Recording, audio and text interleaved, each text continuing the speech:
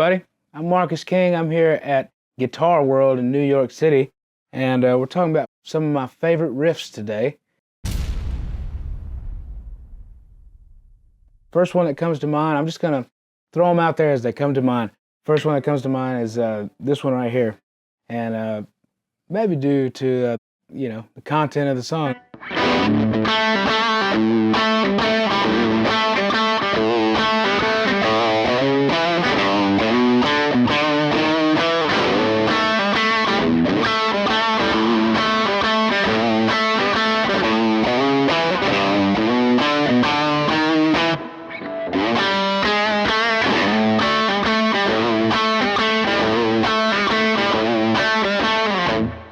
So, if you don't know that one, that's Manic Depression by the always great Jimi Hendrix. And, Manic Depression, something I struggle with, actually, so it always just kind of rang true to me. Just another one of those really just all-around great riffs. It's simple enough to where it's not overcomplicated, and it's so fucking cool, you know? The Jimi Hendrix experience was really special to me because I loved Mitch Mitchell's playing. I just thought it was so inventive and so just like, I don't know who else could have played drums for Hendrix at that time to fill the space that he was filling the way that he played. And this song is a really particularly great example of all the things that he's doing. I mean, he's referencing like Latin grooves in that song, but at the same time, it sounds like there's two drummers on it in some cases. If I had one track to be influenced by to create an entire record, that track has enough sauce to feed a whole family, you know what I mean? My dad put out a solo record in '98 called The Calling that was just really, really banging. And he had this instrumental on there called 30 Pieces of Silver, and it was like this.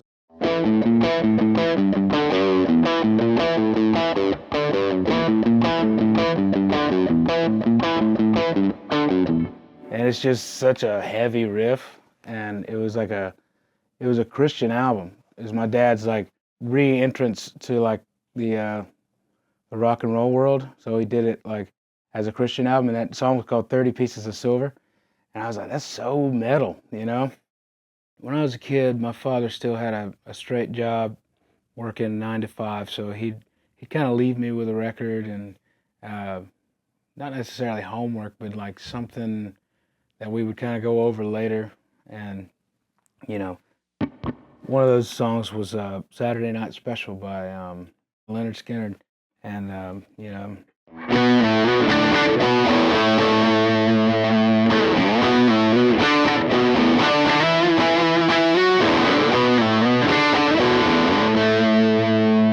when it finally drops into the verse, it's so heavy and so just like gut busting, like it's like almost like a mountain riff played by a band with 3 guitar players and a hell of a lot of other things, but they had such a lot of restraint, a tremendous amount of like just giving the song what it needed.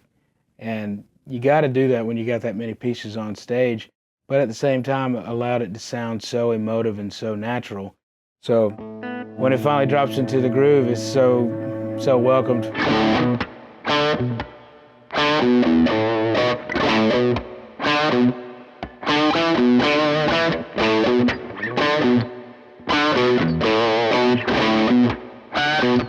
And Rossington with a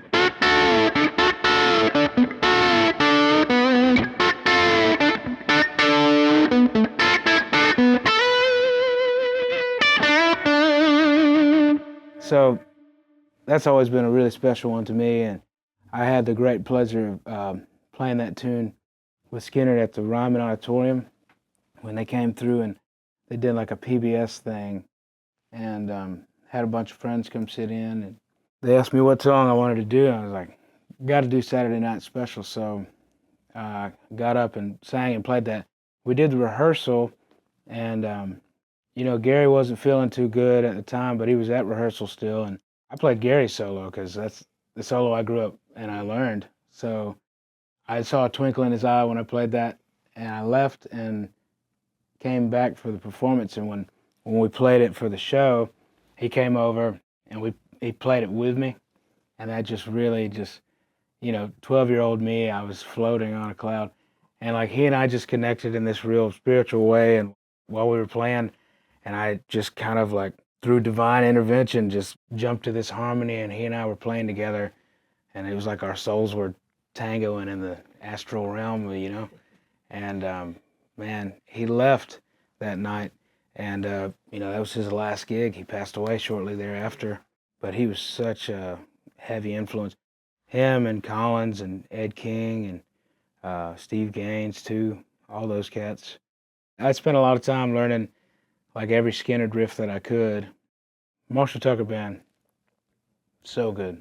Toy Caldwell was just another really just great riff writer, and one of my favorite things they wrote was a tune called Take the Highway. It's like,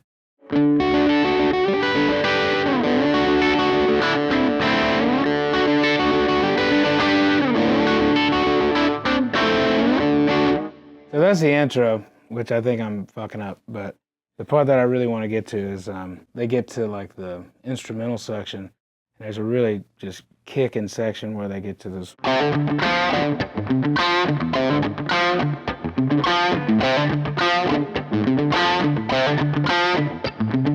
And then the flute's a little.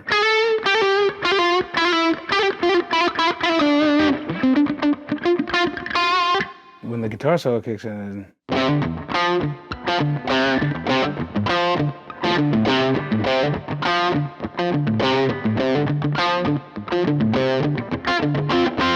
so it's just funky, and like also McCorkle's playing like a 7 chord against that minor 3, so there's a little tension, and I love tension.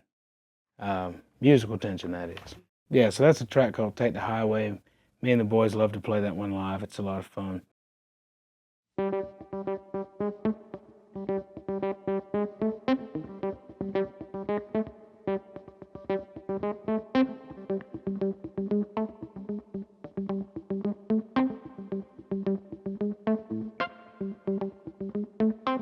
Think about like Catfish from James Brown, just that kind of thing. Using the guitar really, like just ultimately like only rhythmically, because there was another guitar player just playing chords, and like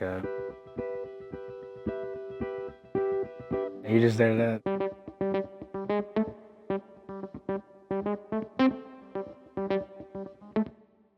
I love that. Whenever the guitar becomes second nature, it really is what you want. You just want to become so intimately familiar with the fretboard, and I say that a lot, but it's really important. Just it should be your best buddy, and that doesn't mean that you're going to know everything that there is to know.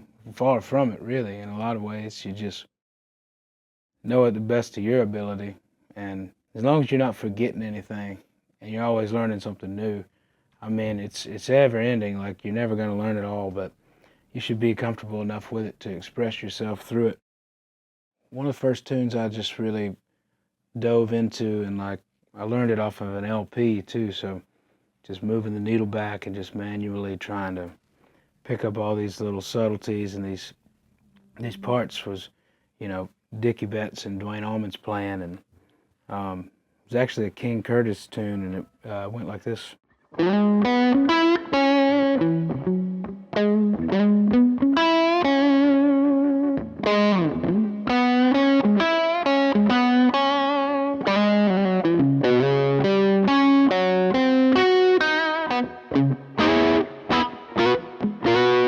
There's a tremendous Greg Allman organ solo right there too that's really worth a listen.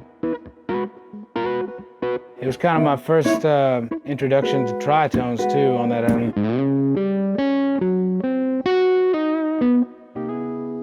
That's a tune called Don't Want You No More, and that is kind of the vehicle that takes us into Not My Cross to Bear, which is one of the most emotive blues numbers out there.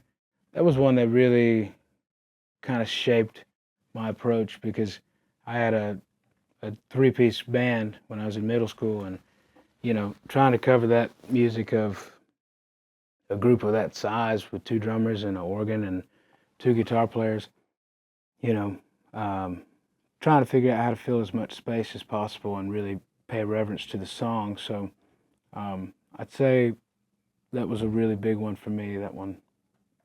So there you have it. Those are a few of my favorite riffs that really helped in my style and development, and really hope you enjoyed.